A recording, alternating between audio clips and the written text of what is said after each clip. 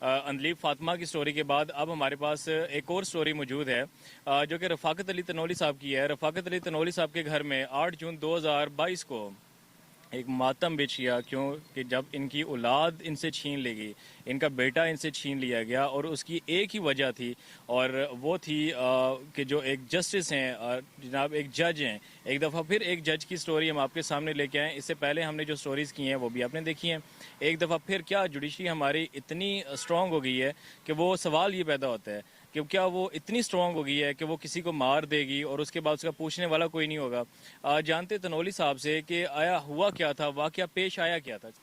जी, 8 जून 2022 रात 1 से 2 बजे के दरमियान पाकिस्तान के दारुल हुकूमत इस्लामाबाद में मेरा बेटा और उसका दोस्त, मेरा बेटा शकील अहमद और उसका दोस्त रोड की साइड पे पैदल जा रहे थे। स्वान स्टॉप पे पैदल जा रहे थे। एक पीछे से आने वाली गाड़ी नंबर LEJ 17-666 ने उनको टक्कर मारी और दोनों मौका पर शहीद हो गए। ये आपने जो गाड़ी का नंबर बताया, ये किसके नाम पे आपको कुछ बताया गया? ये पुलिस रिपोर्ट के मुताबिक जो है ना, जब हम दूसरे दिन थाने आए हैं तो SHO हैदर अली साहब से हमारी मुलाकात हुई है।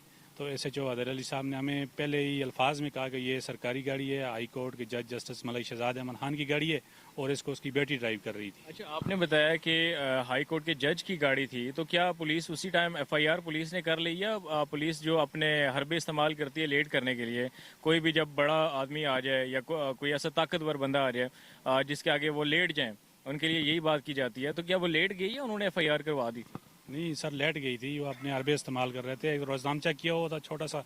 और जब हम दूसरे दिन थाने आए तो थाने में हम जैसे ही पहुंचे SHO साहब से हमारी मुलाकात हुई। हम वहाँ बैठे ही थे। ठीक 20 मिनट के बाद वहाँ जस्टिस साहब के बेटे मलिक वजाहत अली खान, अदील इशफाक, मोहम्मद इरफान, हफीज़ रहमान, ये उनके कुछ एक बेटा है और बाकी उनके कोई PA मुलाजम वगैरह, ये लोग तशरीफ़ लाए। उन लोगों ने कहा कि ये हमारे घर की बंदी से, हमारे घर की औरत से हुआ है, हम इसको जो है ना सेटल करते हैं।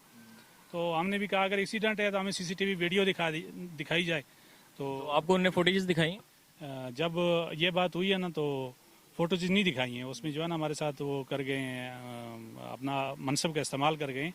लेकिन जब तीसरे दिन ये हमारे घर गए हैं तो इनके साथ जो है ना यहाँ इस्लामाबाद का प्रोटोकॉल भी था पुलिस का, और मानसरा DPO साहब से इन्होंने प्रोटोकॉल लिया।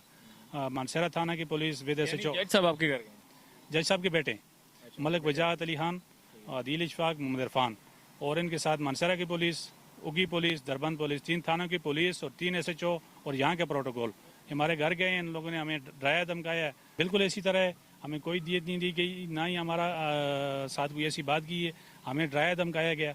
जब हमने CCTV वीडियो दिखाने का मुतालबा रखा तो जब हम सैफ सिटी गए हैं तो सैफ सिटी में जो है ना हमारी वहाँ मुलाकात इशफाक नामी शख्स से हुई। तो इशफाक नामी शख्स, मेरे साथ जो बंदा गया होता उसको कह रहे थे कि वो वीडियो दिखाएं जो आपने सेव करवाई थी। तो जब उसने ये बात की तो मेरे साथ जो बंदा, मलिक शहजाद का जो बंदा गया हुआ था, उसका रंग स्याह हो गया। जब मुझे वीडियो दिखाने लगे हैं तो उसमें जो है ना वीडियो पे सामने 4:30 बजे का टाइम चल रहा था, जबकि पुलिस के पास जो है ना एक्सीडेंट रिपोर्ट जो लिखी हुई है वो 1:32 की लिखी हुई है। और 4:30 बजे कहाँ पे एक्सीडेंट, वहाँ तो कोई एक्सीडेंट नज़र नहीं आ रहा था। मैंने उनसे मुतालबा किया कि सर मुझे असल हक़ाइक़ दिखाए जाएँ।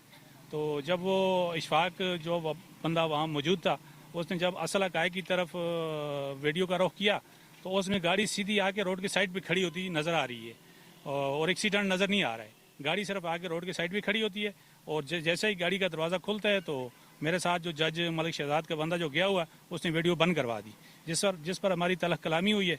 और मैंने उनसे कहा कि भाई आप लोग, ये एक्सीडेंट नहीं है, आप लोगों ने मेरे बच्चे को कत्ल किया। बिल्कुल इसी तरह आज 14 माह गुजर गए हैं।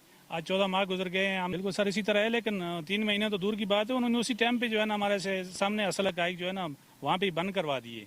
वो बंद करवाने के बाद ही हमें ऐसा महसूस हुआ कि ये एक्सीडेंट नहीं है। ये SHO साहब ने तो शुरू में FIR की है।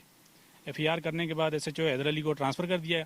उसके बाद SHO आसम साहब आए, वो तकरीबन 8-9 महीने रहे। तो वो जो है ना हमें बड़ी मीठी मीठी बातें करते थे, ये होगा वो होगा, लेकिन उन्होंने भी कुछ नहीं किया। इसकी तरफ से कोई चालान पेश नहीं किया गया। ना ही वो जो है ना, जब भी मैं पुलिस स्टेशन खन्ना जाता हूँ तो अभी तो मैंने थाने जाना ही छोड़ दिया इस वजह से कि पुलिस मुझे डरा धमका रही है। मैं कुछ दिन पहले, कुछ महीने पहले जब पुलिस स्टेशन खन्ना गया तो उस टाइम पे SHO नदीम साहब थे, उनसे मेरी मुलाकात हुई। तो मैंने उन्हें कहा सर मैं 580/22 FIR का मुद्दई हूँ। तो जैसे ही मैंने उनको कहा तो उन्होंने कहा जी सीधे होकर बैठे। तो मैंने उनको कहा सर मैं कोई मुजरम तो नहीं हूँ, मैं तो जी बिल्कुल इसी तरह है। और ना ही हमें यही कहते हैं कि आपका केस ज़ेर तफ्तीश है। आज 14 माह से ये केस ज़ेर तफ्तीश है। ये कैसी तफ्तीश है, और वो भी पाकिस्तान के दारुल हुकूमत में। पाकिस्तान के दारुल हुकूमत में 14 माह गुजर गए हैं और अभी तक ये केस ज़ेर तफ्तीश है। चीफ जस्टिस साहब पाकिस्तान से मैं अपील करता हूँ कि चीफ जस्टिस साहब पाकिस्तान इस केस पे एक्शन लें, और ये जस्टिस मलिक शहजाद आपके बेटी बंद हैं, ये हाई कोर्ट के जज हैं। तो ये जज साहब अगर ऐसा करेंगे तो ये कैसे फैसले करेंगे, और ये इंसाफ देने वाले हैं। अगर ऐसे करने पे आ जाएं तो ये पाकिस्तान का क्या बनेगा? पाकिस्तान का फिर मुझे लगता है कि अल्लाह ही हाफिज़। उम्मीद करते हैं कि चीफ जस्टिस ऑफ पाकिस्तान इसका सख्त से सख्त नोटिस लेंगे और जुडिशरी इसको एक मिसाल बनाएगी। जिस तरीके से इस्लामाबाद के अंदर जज साहब ने फैसला दिया अपने ही कोलीग के आगे, उन्होंने ये इस बात से इनकारी कर दी कि नहीं, जो फैसला, जो कानून, जो आइन कहता है उसके ऊपर उन्होंने उनकी वाइफ को जुडिशल भिजवा दिया। तो हम उम्मीद करेंगे इसी तरीके से कि इनको भी इसी तरीके से इंसाफ दिया जाएगा, ना कि इनके इंसाफ और ना कि इनके साथ खिलवाड़ किया जाएगा।